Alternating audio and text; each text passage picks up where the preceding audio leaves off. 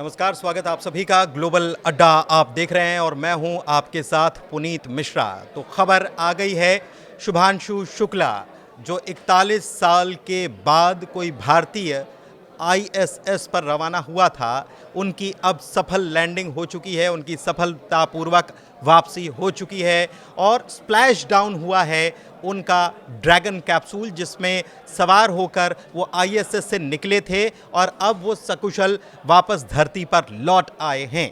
ये भारत के लिए बहुत अहम प्रोजेक्ट था।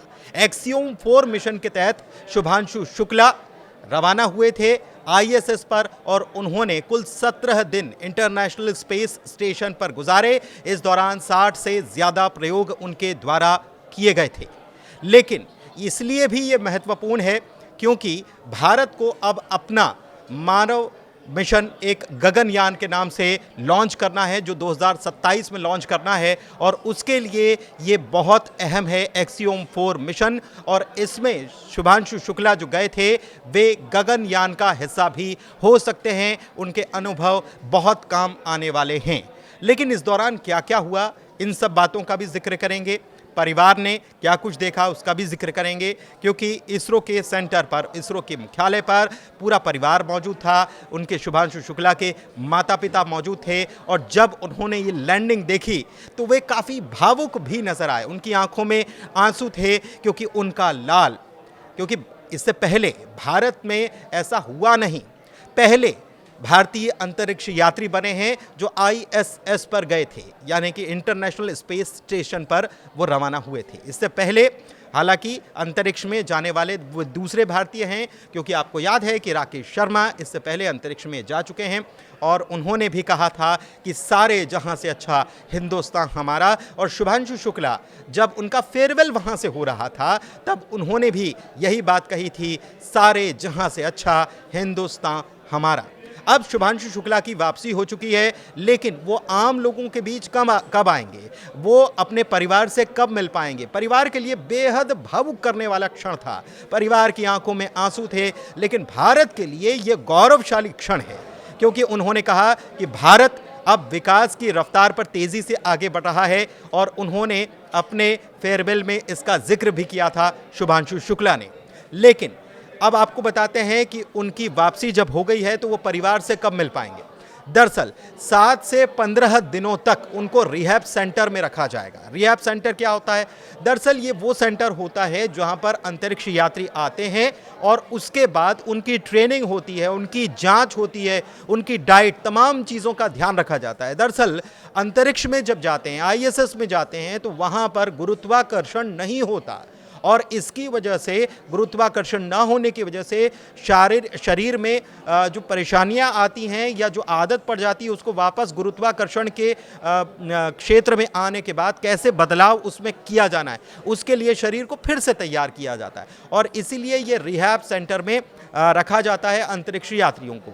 आपको बता दें कि शुभांशु शुक्ला के साथ ही 3 और अंतरिक्ष यात्री भी उनके साथ एक्सियोम 4 मिशन पर गए थे और ये बेहद महत्वपूर्ण मिशन था। हालांकि ये कि निजी मिशन बताया जाता है, लेकिन इस मिशन के पूरा होने के बाद, उनकी वापसी के बाद परिवार बेहद खुश है, जबकि 7 से 15 दिनों तक उनको रिहैब सेंटर में रहना होगा। एक कारण और भी है रिहैब सेंटर में रहने का कि अंतरिक्ष में जब जाते हैं तो इस बात का खतरा भी बना रहता है कि कहीं कोई वहां से कोई भी अंतरिक्ष यात्री कोई वायरस लेकर तो नहीं आ गया है और इसलिए भी उनकी बारीकी से, गहनता से जांच होती है और उसके बाद फिर उन्हें आम लोगों से मिलने की इजाज़त दी जाती है।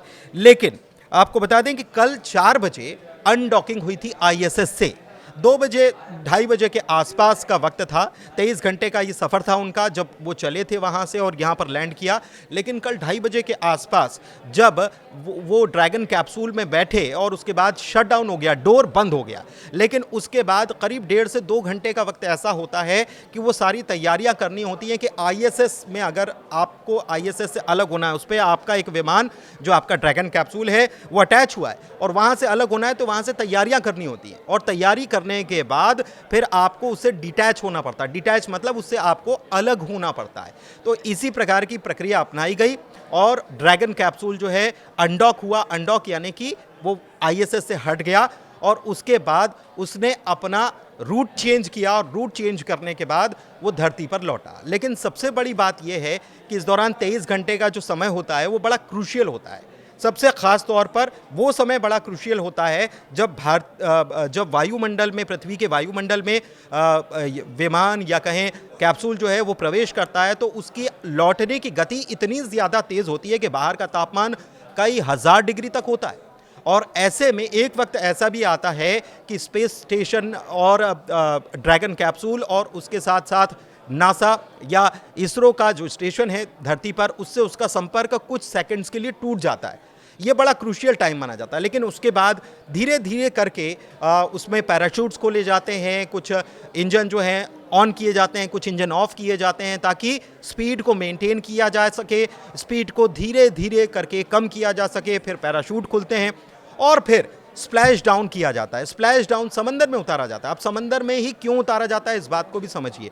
समंदर में उतारने के पीछे कारण ये है कि अगर सीधे जब ये यान या कैप्सूल जब पृथ्वी की ओर आ रहा होता है तो इसकी आखिरी स्पीड जो होती है वो 25 से 30 किलोमीटर प्रति घंटे की रफ्तार की होती है। और ऐसे में अगर ज़मीन पर वो गिरता है तो उसके टूटने का खतरा भी बना रहता है। और ऐसे में इसीलिए उसे जानबूझकर समंदर में उतारा जाता है और इस तरीके की प्लानिंग की जाती है, इस तरीके का नेविगेट किया जाता है कि उसे समंदर में उतरना है। लेकिन एक चीज़ और है, ISS जो है हमारा वो उसकी रफ्तार को समझना होगा। उसकी रफ्तार होती है 28,000 किलोमीटर प्रति घंटे की। समझिए इतनी तेज़ी से वो पृथ्वी के चक्कर लगाता है और पृथ्वी का एक चक्कर पूरा करने में उसे केवल और केवल 90 मिनट लगते हैं। तो इससे आप समझिए कि रफ्तार कितनी ज़्यादा तेज़ होती है। और उस दौरान अनडॉकिंग करना यानी कि ISS से अलग होना, ये प्रक्रिया भी बड़ी कठिन मानी जाती है। लेकिन इस प्रक्रिया को पूरा करने के बाद जब वायुमंडल में प्रवेश करने की बारी आती है, वो प्रक्रिया कठिन होती है। और उसके बाद जब स्प्लैश डाउन होता है, स्प्लैश डाउन इसीलिए क्योंकि पानी में उसे उतारा जाता है, इसलिए इसे स्प्लैश डाउन कहा जाता है। तो जब स्प्लैश डाउन होता है तो स्प्लैश डाउन की प्रक्रिया भी जो है वो भी काफ़ी कठिन मानी जाती है।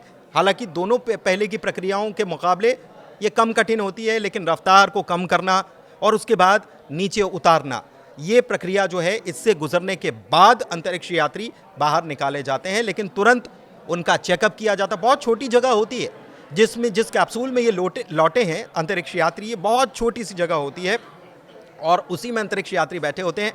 फिर उनको निकाला जाता है। आपने देखा होगा सुनीता विलियम्स भी इसी तरीके से वापसी उन्होंने की थी। लेकिन आपको एक चीज़ और बता दें कि एक्सियोम 4 मिशन जो है ये जब लॉन्च होना था उसके बाद तारीख में कई बार बदलाव किया गया। कुल 6 बार ये मिशन अबॉर्ट करना पड़ा, कभी मौसम की वजह से, कभी कुछ और कारण की वजह से 6 बार ये मिशन अबॉर्ट किया गया। और 25 तारीख को शुभांशु शुक्ला अपने 3 अन्य साथियों के साथ ISS की तरफ रवाना हुए थे। उसके बाद उनकी वापसी 10 तारीख को हो जानी चाहिए थी, यानी कि 10 तारीख को वहाँ से वो निकलते और 11 तारीख को लौट आते पृथ्वी पर। लेकिन इसमें भी 4 दिनों का वक्त और लग गया। कारण ये बताया गया कि ISS यानी इंटरनेशनल स्पेस स्टेशन जो है उसमें कुछ तकनीकी खामियां आ गई थी जिसकी वजह से ऐसा करना पड़ा। हालांकि सुनीता विलियम्स का आपने देखा कि उनको बहुत लंबा वक्त गुजारना पड़ा था, लेकिन शुभांशु शुक्ला के साथ ये गनीमत रही कि ऐसी कोई नौबत नहीं आई। हालांकि इस दौरान उन्होंने मेथी और मूंग भी वहाँ पर अंतरिक्ष में उगाए और उन्होंने कुछ फोटोग्राफी भी की। तमाम चीज़ें वो लगातार साझा करते रहे। लेकिन अब जब वो लौट आए हैं तो एक नई उम्मीद की किरण जागी है, ख़ास तौर पर भारतीय जो विज्ञान अनुसंधान केंद्र है और इसके अलावा इसरो जो है उसके लिए, इसलिए क्योंकि इसरो को अब अपना गगनयान मिशन लॉन्च करना है। उसके बाद गगनयान के बाद एक और महत्वपूर्ण मिशन है जो कि भारत का अपना स्पेस स्टेशन हो, इसके लिए भी तैयारी करनी है। और इन सब तैयारियों के लिए शुभांशु शुक्ला की यह वापसी जो है ये अहम पायदान है। तो इससे आप समझिए, क्योंकि इससे पहले भी अंतरिक्ष में भारत अपनी धाक जमा चुका है। भारत ने, आपको याद होगा कि एक साथ कई सारे सैटेलाइट लॉन्च करने का एक रिकॉर्ड भी भारत ने कायम किया। इसके अलावा सबसे सस्ते मिशन लॉन्च करने का भी रिकॉर्ड भारत के नाम ही है, इसरो के नाम ही है। तो वाकई में ये बहुत शानदार उपलब्धि है और शुभांशु की वापसी के बाद उनके परिवार में खुशी का माहौल है। उनकी मां की आंखों में खुशी के आंसू भी देखे जा सकते थे। धन्यवाद।